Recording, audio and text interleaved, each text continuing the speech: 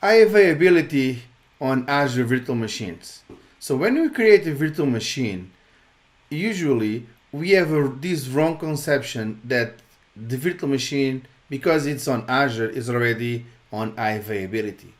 So basically what happens is when you create a virtual machine with the next finish, that virtual machine, if you don't set up any high availability configuration, that virtual machine will be on the Hyper-V host. And that's it, nothing else. So of course that Microsoft will have a lot of those ways to just control what's going on the hypervisors, on the layer that you don't manage. But a lot of times we need to have high availability, and it's a good practice when we're talking about virtual machines to create some high availability with these virtual machines. So what I mean by that means that there is a difference between high availability and disaster recovery. We will get that on the video. What is the default that we can create on high availability for the virtual machine? What is the difference between high availability set, availability zones? What is the impact of the Azure maintenance on my VM? So understanding what is the VM reboots, because the VM will reboot no matter what. Then planned failover that Azure may have, SLAs, and so on and so forth. So in this video, what I will go through is to what is availability sets, what is availability zones, how we can make our virtual machine high available on Azure, and all that scenarios that is following the best practices. So first of all, let me introduce myself. My name is Marcos Nogueira, and here at the Azure Centric is where I spread my passion regarding cloud technologies, tips and tricks, Microsoft certification, and career advisor. As an Azure MVP, a lot of those content is free for you to see it through the channels, either through the YouTube channel or through the podcast. So to just keep going with all of this content, just give me a thumbs up, press the like button, and in this case, subscribe to the channel. If you are here from the podcast, just leave a comment below, or just shoot me an email or a tweet regarding this. So let's jump into the video. Azure Virtual Machines. We know that Azure is high availability, okay? But a lot of times there is a misconception that when we create a virtual machine, and depending on the virtual machine that you talk about, that we have everything it's high availability. So it means that I build a VM and then Azure will take care of that. That is a wrong conception that I see a lot of on my training and a lot of my workshops. We need to build for disaster. We need to build for failures. And that is a concept that I like to always to bring to the table when we're talking about virtual machines. Not all virtual machines need high availability, but when we're talking about production workloads, a web server, for example, or something like that, we need to have high availability. But there is a misconception between high availability and disaster recovery. Okay, so high availability means that workload is high available. So if there is any type of failure or any type of problem with that virtual machine, for example, that we're talking about, it will move automatically to the other one. Or if there is some kind of prediction or being proactive or maintenance that we need to do it, there is no error. What we're going to do is we're going to move that virtual machine to another host. In this case, in Azure, all the hypervisor that they are running is Hyper-V. So what they are doing is live migrate from one host to the other host. And that will not impact anything on the virtual machine. The virtual machine will be available, will be there, and we as the consumers will never see that. But sometimes we have some risks, right? And there are some downtimes on that virtual machine. There are some maintenance that Microsoft needs to do. Disaster recovery, by the other hand, as the words say, you need to have a disaster. So you need to have a catastrophic failure either on the rack, and then we can go on different levels of disaster recovery. Could be server, could be the rack, could be data center, could be the region. This talking about disaster recovery in Azure. Exactly the same as we have on our data center, right? So we can have a host that's going completely gone, and then is a power circuit, could be a networking, could be anything that takes an amount of time that for you and regarding your SLAs, that is the service level agreement, that you need to address to. And this now goes to the part that it's why we need high availability. Usually, depending on the VM that you are creating on Azure, you have an attached SLA, okay? So there are VMs that you don't have SLA, there are other VMs that you have a bigger SLA. In this case means that there is on the contractual obligation by Microsoft to always have that VM available. Although there is as well what's called unplanned maintenance, that is something went wrong and they are allowed to have X amount of time that they can be that workload down, okay? But we don't want to accomplish that. We want to build our solution around all of those failures. That's why it's important to understand, first of all, what is the Azure maintenance, and understand the VM reboots, maintenance versus downtime. So to understand that, I'm going to cover 3 topics. One of them is unplanned hardware maintenance events. So as you can imagine, Azure is a highly automated environment. So Microsoft sometimes knows, and a lot of times knows, when the hardware is going to fail. They have these very high monitoring systems across all the layers that they have on the compute, on the storage, and on network that we don't see, we don't manage. It's their layer of infrastructure that they provide to us, and they know, and sometimes they do a lot when a hardware is going to fail.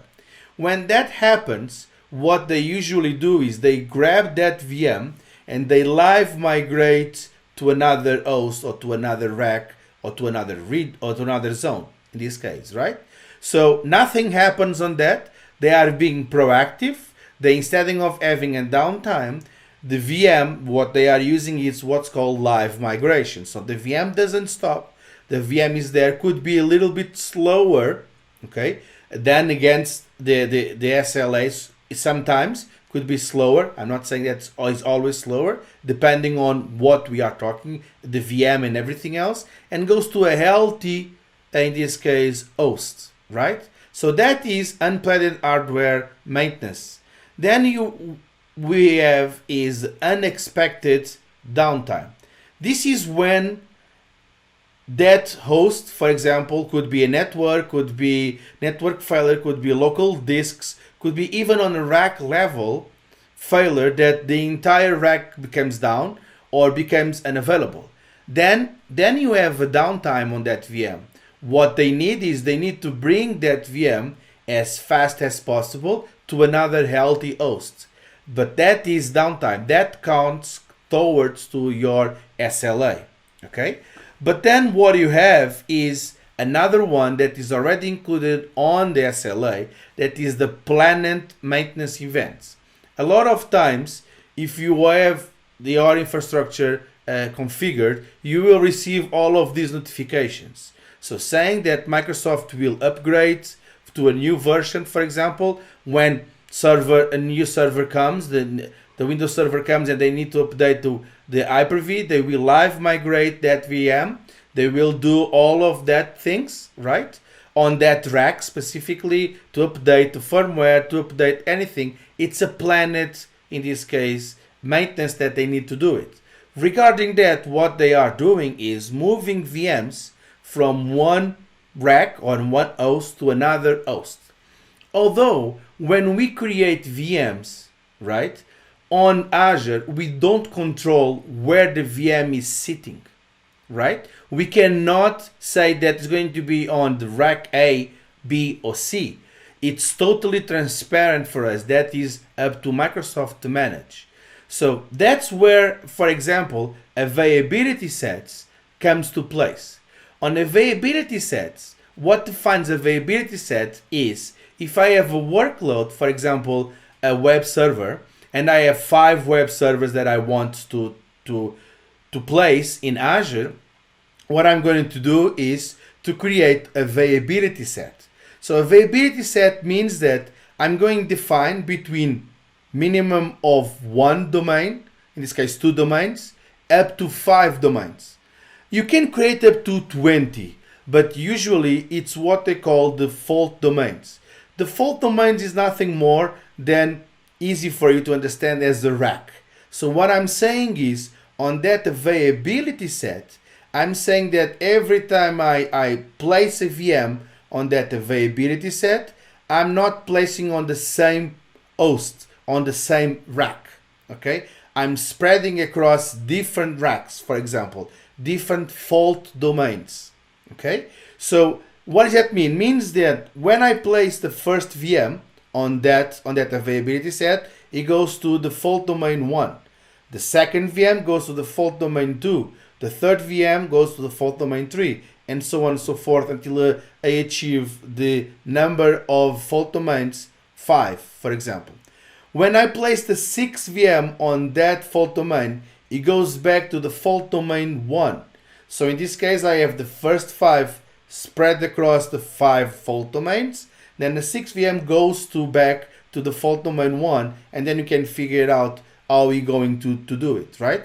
You can have up to 20 in this case on the same availability set. So what does that mean? It means that when Microsoft do this planned maintenance on that rack, okay, I'm not saying that all of those VMs could be placed on the same way, because if I'm deploying a VM without availability set, I might incur that placement could be exactly the same for all the 20 VMs. I have no control on that. That is up to the algorithm of Microsoft of the placement of the VMs that will place that VM accordingly to the best host available for you, in this case, or for that workload, right? But I have no control. The way that I can control is using availability sets. Exactly on the same way that you have availability set, the availability set is on the same zone. So we know that we have regions, right, on Azure, and then we have zones. A zone is nothing more than a data center on a region. There are regions that I only have 1 zone. There are regions that I have up to 3 zones. So it means that I have a data center on each of these regions. If I have a 3 zone region, means that I have a 3 data center within the same, with the distance, within the same, in this case, latency. Usually, as far as I know, last time I checked was under 5 milliseconds. That is the latency between a region. So that's what define a zone between the region. That's why we have regions like, for example, US and US2, because those data centers are far away from each other, so the latency it's bigger than 5 milliseconds, sub 5 milliseconds, right? So moving on, let's go to talk about availability zones. So availability zone is the way that I can protect against data center failures. So what does that mean? It means that if I create a availability zone for my workloads, okay, I'm basically saying that now I'm not dealing with racks, I'm dealing with zones.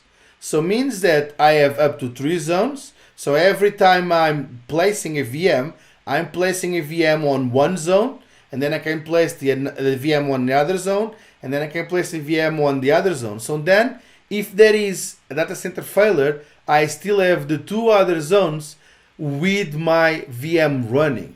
So this is the way that we need to configure the availability. There is no cost associated with this. It's just a matter of deploying those VMs and accordingly to our needs. So when we should use one to another. Before going to that, I just want to go on one of the things is to reduce the impact of downtime due to one or more of these events that we're talking about. There are a lot of things that we can do. The use of availability zones is good to avoid and to protect, in this case, from data center failures. Okay, but there are regions that you don't have this available. For example, in South America, in Brazil, you don't have availability zone available. So you can only use, in this case, availability sets. You can configure multi-virtual machines for availability set, in this case for redundancy. You can have multiple, in this case, availability sets for your managed disks. So it's not only the VM, it's the managed disk as well that you can have availability sets. Okay? You can use the schedule events to proactively respond to VMs, in this case, on impacting. And you can configure each application for availability sets without any problem. Okay? Of course, that availability sets doesn't only solve your problem. You can combine load balancing, for example, with availability sets and availability zones. So when should we use availability zones and when should you use availability sets? Regarding availability zones, it's newer. So availability set was the first availability that I had on Azure. So availability set is available on any region, any zone. But then the SLA attached to availability set, it's 99.95, although the availability zone is 4 nines. So we're talking about with a different SLA against availability zones and availability sets, right? Availability zones allows me to just spread across data center. So I'm on the region, and if one data center becomes unavailable, I still have my workloads running on the availability sets, on the availability zones, on the different regions. On the different zones, right? And that is the most important part regarding you need to understand. So when we should use it, one in detriment of the other one. So my recommendation in this case for using availability zones regarding availability sets, it really depends on what you want to achieve. If you are on a region that you don't have availability zones, then there is nothing that you can do, and then you should use availability sets. So what is the best configuration for availability sets in this case? I always recommend you, if you have one or more workloads, to create availability sets. You can create availability set and then assign that virtual machine on the availability set. So don't confuse availability sets with VM scale sets. They are different. They are not with the same intent. Availability sets is for your availability. Scale sets, in this case VM scale sets, is when you want to scale out and when you want to just add more load and you have rules to doing that. In this case, on the availability sets is the placement of that VM accordingly to all of these three events that we're talking about. The unplanned failover, the events of planet failover, and the hardware maintenance that sometimes happens as well on Azure. So usually you creating availability set and placing one VM, it's no good. It's exactly the same as you having those VMs without availability set. Although there are a lot of organizations that they are starting to create availability sets with that VM, because if they need to add another web server, for example, they already have that availability set. You can create availability set and then grow of domains. There is no problem with that.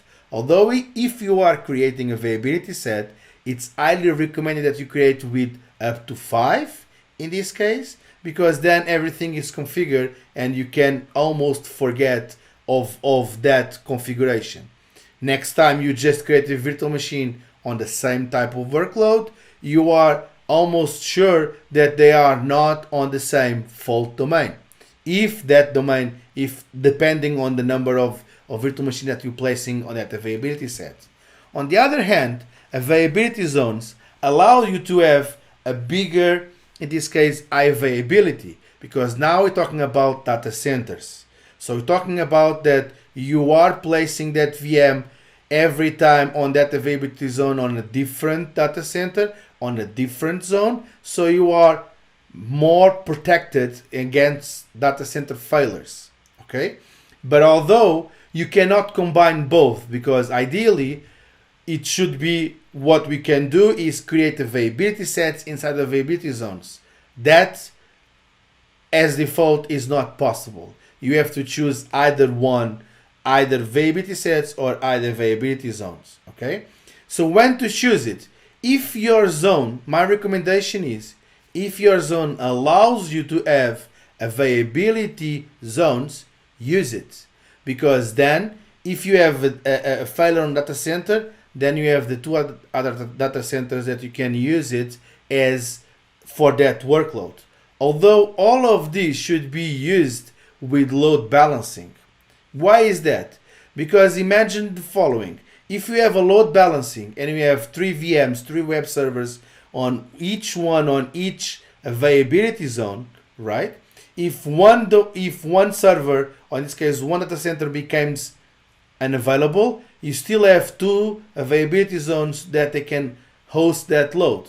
Then automatically what the load balancer does, it will identify that zone is out of scope or it's out of commission, and it will send all the traffic to the availability zones that they are available, that they are up and running, and that the rest of those virtual machines that they are running, they will have no issue.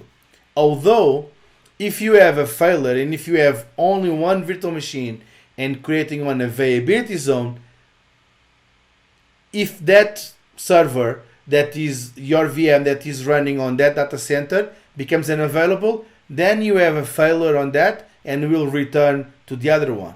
What we are doing regarding availability sets and availability zones, it's make sure that we are communicating as well to Microsoft, and that's something that is food for thought for you, that we are communicating with Microsoft, that we should in this case create all this availability, because then Microsoft, when is updating on, when is doing the planned failover, or not the planned failover, sorry, the planned maintenance, you will see that you have availability set and will not update all the domains or all the zones at the same time to just doing this, okay? Because you have configured that part. So they will do one zone, everything it becomes available, then they will do the other one, and they're starting to move from zone to zone when you have those servers, right?